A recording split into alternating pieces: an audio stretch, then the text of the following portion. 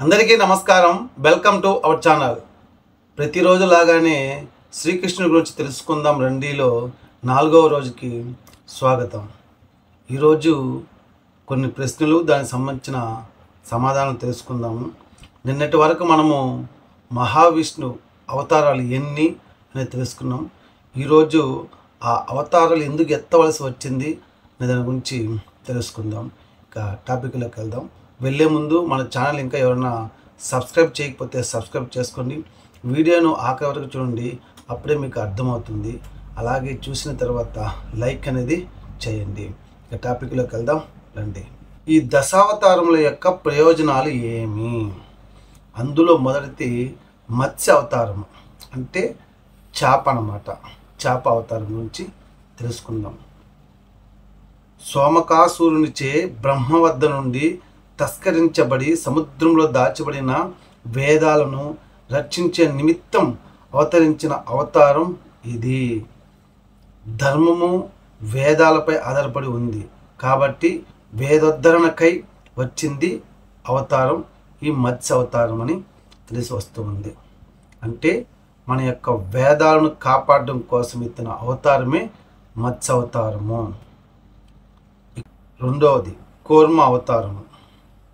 దేవదానవుల అమృతం సేవించి అమరత్వం పొందాలనే తలంపుతో శ్రీవారిని ప్రార్థించారు. మందార పర్వతాన్ని కవ్వంగా వాసుకుని త్రాడుగా చేసుకుని క్షీరసాగర మదనాన్ని సాగించమని చెప్పాడు శ్రీహరి. దేవదానవులు క్షీరసాగర మదనం ప్రారంభించారు.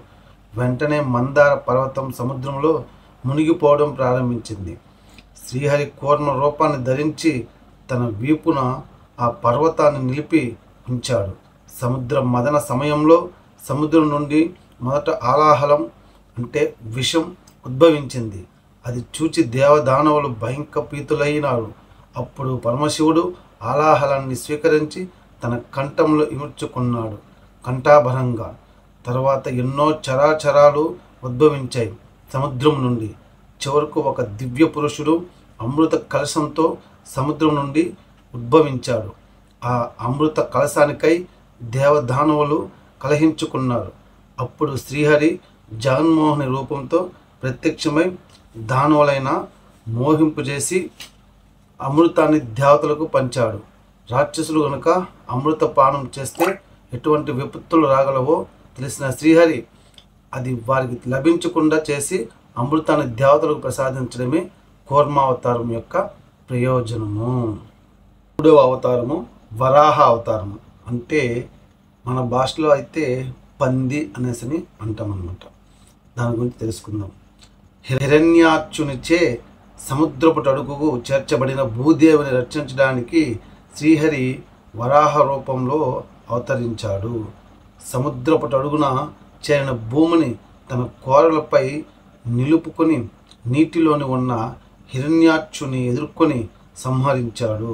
స్థాన భ్రంశము చెందిన భూమిని ఉద్ధరించి యథాస్థానంలో ఉంచడమే వరాహ అవతారము లక్షణము. ఇక 4వ అవతారం నరసింహ అవతారము. ఇది హిరణ్యాక్షుని చంపి శ్రీహరిపై పగ తీర్చుకునే ధ్యేయంతో హిరణ్యకశిపునుడి బ్రహ్మను గురించి ఘోర తపస్సు చేస్తాడు. చతుర్ముఖుడు ప్రసన్నుడై వరాలు కోరుకోమన్నాడు. నరాల చేత, దేవతల చేత, జంతువుల చేత, ఆయుధాల చేత పగలు కానీ రాత్రి కానీ భూమి మీద కానీ ఆకాశంలో కానీ నీటిలో కానీ తనకు చావు లేకుండా వరాన్ని ప్రసాదించమని ప్రార్థించాడు హిరణ్యకశిపుడు. బ్రహ్మ తదాస్తు అని వరాన్ని ప్రసాదించాడు. వర బల గర్వంతో ధోంకారే ఆకృత్యాలు ప్రారంభించాడు హిరణ్యకశిపుడు. ఇతని పుత్రుడు ప్రహ్లాదుడు బాల్యం నుండే హరిభక్తితో నిరంతరము హరినామ చింతనతో కాలం గడిపేవాడు. ప్రహ్లాదుని చేత హరినామ స్మరణను మాన్పించాలని ఎన్నో రకాలుగా ప్రయత్నించి అనేక విధాలుగా హింసించి విపులుడైన హిరణ్యకశిపుడు తనకు హరిని చూపమని కొడుకును బాధిస్తాడు ప్రహ్లాదుడు. అందుకు ప్రహ్లాదుడు ఇందుగలడు దందు లేడని సందేహం వలదు, చక్రి సర్వోపగతం దెందెందు వెతికినా చూచినా నందెందే గలడు దానవాఘ్రి వింటే అంటూ సమాధానమిస్తాడు. శ్రీహరి లేని చోటు లేదన్నాడు ప్రహ్లాదుడు. అయితే ఈ స్తంభంలో హరిని చూపమంటూ భవన స్తంభాన్ని క్రోధంతో పగలగొట్టాడు హిరణ్యకపుసుడు.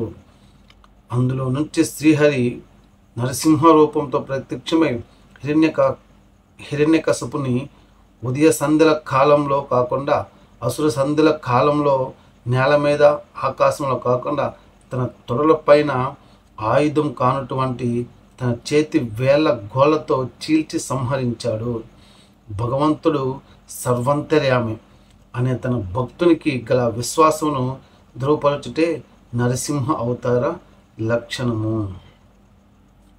అందుకే మనుషులు అంటారండి, అహంకారము గర్వం అనేది ఉండకూడదు. డబ్బులు వచ్చిందని అహంకారాన్ని గర్వాన్ని ప్రదర్శించకూడదు. అలాగే అందం ఉందనేసి ప్రదర్శించకూడదు. భగవంతుడు ఇచ్చిన దాంతో సంతృప్తిగా మనము జీవితాన్ని గడపాలి. నలుగురు ఉపయోగపడేట్టుగా చేయాలి. కానీ నీకేదో సమ్ పవర్స్ ఉన్నాయనేసి, నీకు లేనిదంటూ ఏమీ లేదనేసి అని అహంకారం గర్వాన్ని చూపిస్తే భగవంతుడు ఏదో ఒక రూపంలో నీ దగ్గర ఉన్నది తీసుకుని వెళుతాడు. ఇక 5వ అవతారం వామన అవతారము. ముల్లోకాలను జయించిన గర్వంతో ఉన్న రాక్షస చక్రవర్తి బలి గర్వాన్ని అణచడానికి శ్రీ విష్ణువు వామన అవతారాన్ని ఎత్తాల్సి వచ్చింది. బలి విశ్వజిత్ అని యాగం చేస్తుండగా శ్రీహరి వామనుడై దివ్య బ్రాహ్మణ వటుడుగా యజ్ఞశాల ప్రవేశించాడు. బలి వామనుడిని పూజించి వరాన్ని కోరుకోమన్నాడు. 3 అడుగుల నేల చాలన్నాడు వామనుడు. అలవోకగా ఇస్తానన్నాడు బలి. వామనుడే విష్ణువు అని తెలిసిన రాక్షస గురువు శుక్రాచార్యుడి వద్ద వాదించాడు.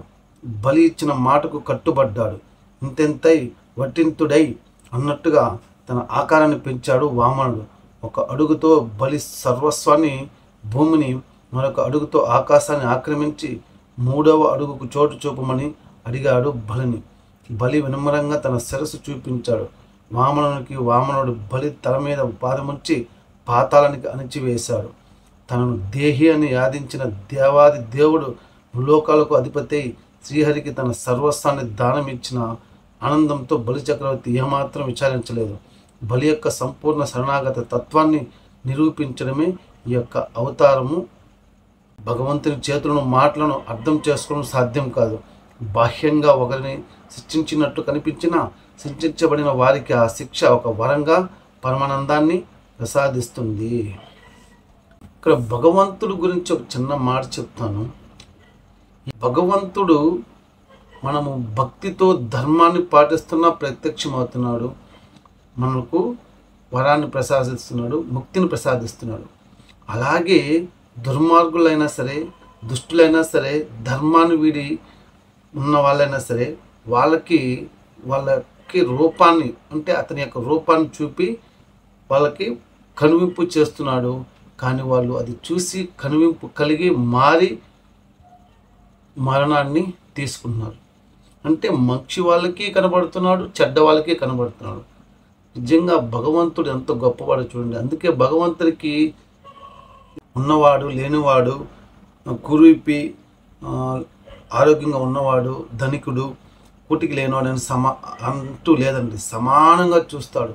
కానీ భగవంతుడు మనకు అన్నీ ఇస్తాడు. మనం దాన్ని సరైన సక్రమైన మార్గంలో వెళ్ళాల్సిన పద్ధతి మనది. అంతేగాని వాడికి డబ్బులు ఇచ్చేస్తాడు, మనకు డబ్బులు లేదంటే అది మన ఆలోచన విధానంలో ఉంటుంది. కావున భగవంతుడు మనకు ఏం చేసినా మంచి చేస్తాడు అనుకొని ముందుకు సాగిపోవాలి. కానీ భగవంతుని విమర్శించడం చేయరాదు. ఇక ఈ రోజుకి ఇది చాలు. మిగతా 5 అవతారాలు మరొక దాంట్లో చూద్దాము. అంతవరకు జై కృష్ణ, భారత్ మాతాకి జై.